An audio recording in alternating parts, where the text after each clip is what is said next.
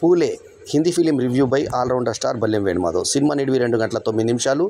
Biography, drama, clear U certificate వచ్చిన ఈ cinema విడుదల తేదీ 25 ఏప్రిల్ 2025. ఇక ఈ సినిమాలో హీరోగా నటించింది ప్రతీక్ గాంధీ. ఇతను జ్యోతిరావు పూలేగా అద్భుతంగా యాక్ట్ చేశాడు. అట్లాగే పత్రలేఖ పూర్తి తన హావభావాలతోటి, ఆంగిక అభినయంతో అద్భుతంగా ఆకట్టుకున్న మనకు ఆ పాత్రని కళ్ళకు కట్టినట్టుగా ఆయన భార్య పాత్రని పోషించింది. జ్యోతిరావు పూలే సావిత్రీదేవి పాత్రని చాలా అద్భుతంగా సావిత్రిబాయి పాత్రని పోషించింది. అనంత్ మహాదేవన్ నటుడు, ఈ సినిమాకి దర్శకుడు. ఆయన ఇందులో యాక్ట్ చేయలేదు కానీ డైరెక్ట్ చేశాడు అద్భుతంగా. తర్వాత ప్రణయ్ చక్షి, తర్వాత అనూయ చౌహాన్, తర్వాత రితేష్ కుడేచా, సునీల్ జైన్లు ఈ సినిమాకి నిర్మాతలు. ఒక అద్భుతమైన సినిమాని చూసినటువంటి ఫీల్ కలుగజేస్తుంది మనకి సినిమా. ఇంటర్వెల్లో మధ్యాంతరాన్ని పడుతుంది, ఇంటర్మిషన్ అని పడుతుంది. ఇక మహాత్మా గాంధీ గురించి విన్నాం, కానీ మహాత్మా పూలే అందులో అగ్రవర్ణాలు కాకుండా తక్కువ వర్ణాలలో ఉన్నటువంటి వాళ్ళలో మహాత్మా వచ్చింది ఈ మహానుభావుడికి. చెప్తాడన్నమాట, అగ్రవర్ణాలు కాకుండా వచ్చినది జ్యోతిరావు పూలేకి అని భార్య చెప్తే ఆ పురస్కారాన్ని అందుకుంటాడు. అందరూ ఆయనకి జై జై కొడతారు. సో మహాత్మా జ్యోతిరావు పూలే. సో ఇది కూడా చరిత్రకారులకు, అంటే ముఖ్యంగా చరిత్ర తెలియని వాళ్ళకు తెలిసేటువంటి ఒక మంచి ఇది విషయం చెప్పారు ఈ సినిమా ద్వారా. మహాత్మా జ్యోతిరావు పూలే కథను ఈ సినిమా రూపంలో చేసినటువంటి అనంత మహాదేవన్ ఎంతైనా అభినందనీయుడు. సో ఆ అకేషన్ని, ఆ లెటర్ వచ్చినటువంటి తీరుని చాలా చక్కగా చిత్రీకరించడం జరిగింది ఈ సినిమాలో. ఇక స్టార్టింగ్ ఎలా ఉంటుందంటే, ఒక బాల్య వివాహమైనట్టుగా సావిత్రిబాయిని చూపిస్తారు మనకి. తర్వాత ఆమెని ఇతను పెళ్లి చేసుకుంటాడు, జ్యోతిబా యాక్చువల్ పెళ్లి చేసుకుంటాడు. పెళ్లి చేసుకున్న తర్వాత ఇతను ఇంట్లో వినయ్ పాత్రకు తండ్రి పాత్రను పోషించాడు అద్భుతంగా. ఒకప్పుడు బేజాఫ్రై లాంటి సినిమాల్లో సూపర్ హిట్ హీరోగా యాక్ట్ చేసిన కామెడీ నటుడు చాలా సీరియస్ తండ్రి పాత్రను అద్భుతంగా పోషించాడు. ఇక పూలే స్టార్టింగ్లో ఆ చిన్న పాపని పెళ్లి చేసుకున్న తర్వాత, అంటే అప్పుడు బాల్య వివాహాల అలవాటు ఉంది కాబట్టి, ఇది 18 సంవత్సరాల దశకంలో జరుగుతుంది. అంటే 18 సంవత్సరం దశకం అంటే 19వ శతాబ్దం అని చెప్పాలి. సో 1825 ఆ టైం కథ. సో అక్కడ పెళ్లి చేసుకున్న తర్వాత అతను ఆమెకి అక్షర జ్ఞానం కలిగిస్తాడు, ఆ అమ్మాయిని అంటే భార్యకి. అక్షర జ్ఞానం కలిగిస్తే నిన్ను చూడు భార్యగా భర్తగా చూస్తుందో లేకుంటే నిన్ను గురువుగా భావిస్తుందో అని ఫ్రెండ్స్ అంటారు. సో ఇతనికి హుసేన్ అని ఒక ఫ్రెండ్ ఉంటాడు. తర్వాత ఫాతిమా అని చెప్పి అతని చెల్లెలు ఉంటుంది. వాళ్ళ దగ్గరికి గొడవలు జరిగిన తర్వాత ఇతను తన భార్య సావిత్రిని తీసుకొని వెళ్తాడు. ఈ వెళ్ళేకి ముందు నేపథ్యం ఏంటంటే, ఇక్కడ అసలు కథ మనకు స్టార్ట్ అవుతుంది. అసలు జ్యోతిరావు పూలే అంటే ఎవరు, సావిత్రిబాయి అంటే ఎవరు, ఇది తెలుసుకోవాలంటే మనము ఫస్ట్ ఆడవాళ్ళకి సమాన ప్రతిపత్తిని కలిగించి విద్యలోనూ సామాజిక అర్హతల్లోనూ మొదటి పీటను వేసినటువంటి, అంటే సమానమైనటువంటి స్థాయిని తీసుకొచ్చిన మహానుభావుడు, ఒక సోషల్ రిఫార్మర్ జ్యోతిరావు పూలే. ఆయన లాస్ట్కు ప్యారలైసిస్తో అటాక్ అయ్యి చనిపోయే వరకు, తర్వాత అతని భార్య ప్లేగ్ వచ్చినప్పుడు ఆమె పరమపదించే వరకు కథ అంతా చూపించి, బంతిపూలలో వాళ్ళు వికసించినట్టుగా మనకి అందమైనటువంటి ముగింపిచ్చి, ఇవాళ మనకు ఆడవాళ్ళు సమానంగా చదువుకుంటున్నా, ఉద్యోగాలు చేస్తున్నా, దానికి జ్యోతిరావు పూలే సావిత్రిబాయిల కష్టం ఎంతో ఉందని చెప్పినటువంటి తీరు భావితరాలకి ఒక జాతికి సంబంధించినటువంటి గొప్ప నేతలను చూపించారు. కాప్లర్కు చెందినటువంటి వాళ్ళ కులం అయితే వాళ్ళని పూలే అని చెప్పేసి అనాదిగా వచ్చినటువంటి పేరు ప్రకారంగా తీసుకుంటారు. అయితే అయినా కూడా అంటరాని వ్యక్తులుగానే వాళ్ళని చూడడం జరుగుతుంది.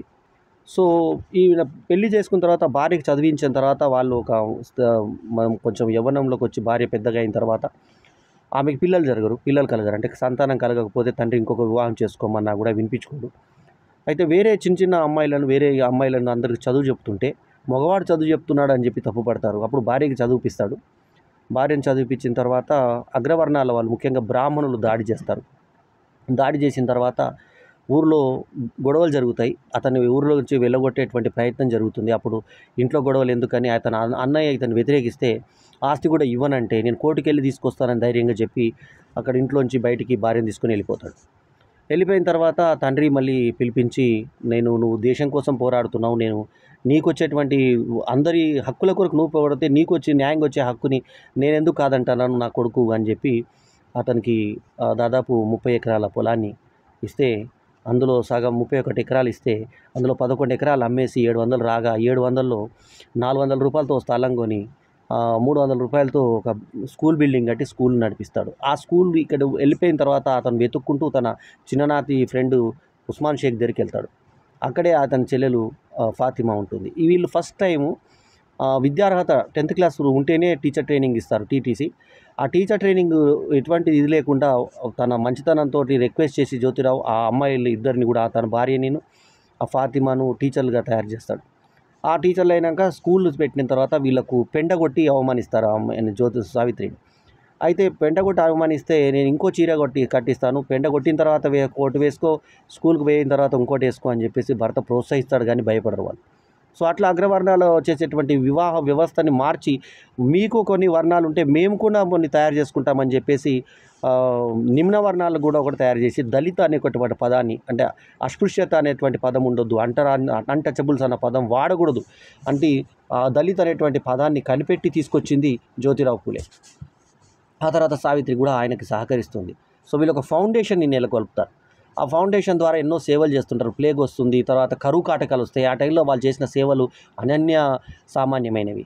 సో అతిరథ మహారాజులు అందరూ కూడా ఆశ్చర్యపోతుంటారు, వీళ్ళు విదేశీయులకు తొత్తులుగా పనిచేస్తున్నారు అని చెప్పేసి ఒక విమర్శ వస్తే కూడా ఈ క్రిస్టియానిటీకి మార్చమని చెప్పేసి వాళ్ళు మతం ఛాందసమైనటువంటి బ్రిటిష్ వాళ్ళు ఈయనను అడిగితే కూడా ఇతను దేశ భక్తిని వదులుకోకుండా తర్వాత తన వాదాన్ని వదులుకోకుండా పోతే ఒక దేశభక్తి ఉన్నటువంటి వ్యక్తులు ఇతను తొక్కి మరీ అవమానిస్తే అతను నేను నా దేశాన్ని వదిలిపెట్టట్లేదు, నా మతాన్ని వదిలిపెట్టట్లేదు అని వాళ్ళందరిని అర్థం చేయించి మీరు ఫిజికల్గా కొట్లాడలేరు, మెదడుతో కొట్లాడండి, మీరు ఇంగ్లీష్ నేర్చుకుంటేనే కదా బాగుపడేదని చెప్పేసి వాళ్ళందరినీ ఇది చేస్తే అటాక్ చేస్తారు. లాస్ట్కి ఒక ఇద్దరు వ్యక్తుల్ని దిండి చండి అని చెప్పేసి ఇద్దరు వ్యక్తుల్ని ఒక 700 డబ్బులు ఇచ్చి చంపమని చెప్పి పంపిస్తే వాళ్ళని కూడా కూర్చోబెట్టి ఉద్బోధ చేసి మీ పిల్లలకు చదువు చెప్తున్నానంటే వాళ్ళు కూడా కరిగిపోతారు, తప్పు జరిగిందని చెప్పేసి వాళ్ళు కూడా మారిపోతారు.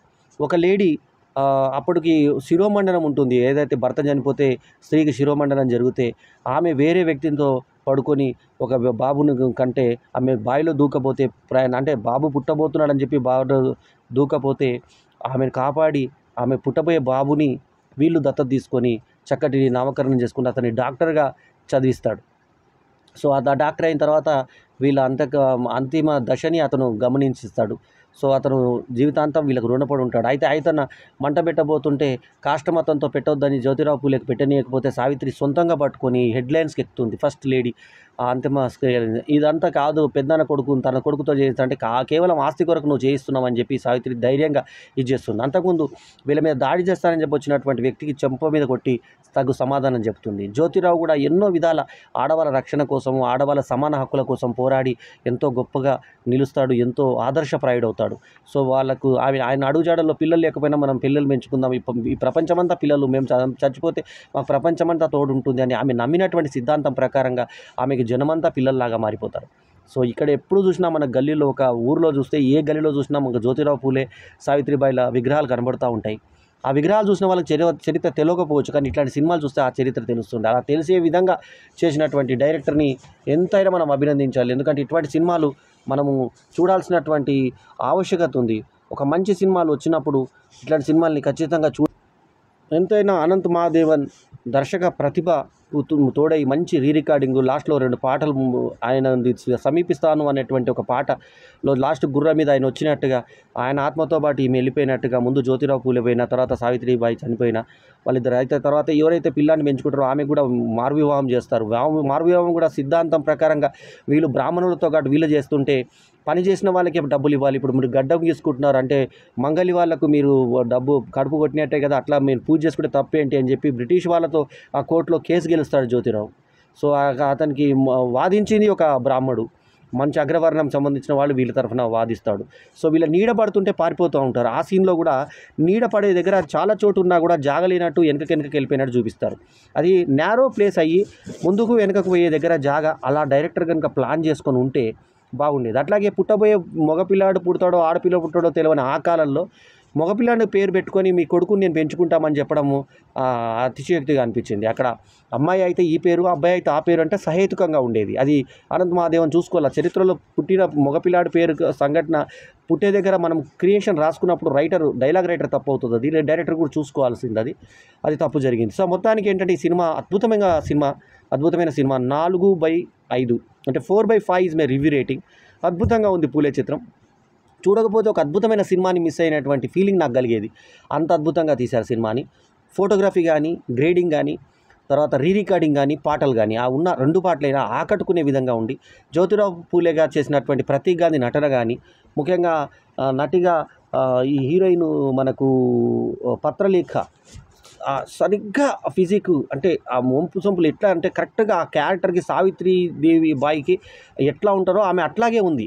ఆ ముక్కు పుడక దగ్గర నుంచి, ఆ కట్టుబట్టు దగ్గర నుంచి, అట్లాగే జ్యోతిరావు పూలే నెత్తి మీద పెట్టుకునేటువంటి టోపీ కానీ, అవంతా మరాఠవాడాలో ఏ రకంగా ఉంటారో అదంతా కళ్ళకు కట్టినట్టుగా చూపించారు. అట్లే నిండా ఎక్కువ వక్షోజాలతో ఉన్నటువంటి లేడీ, ఒక ఇంగ్లీష్ యువతి అందరికీ పంచుతుంటే మాకు బుక్స్ కావాలని చెప్పి చిన్న పాప అడగడము, అటువంటి భగవంతునికి మేమేం తప్పు చేసినామని చెప్పి చిన్న పాపను ఒకటే పాపతో రిపేట్ చూపించడం, అదొక చిన్న లోపము.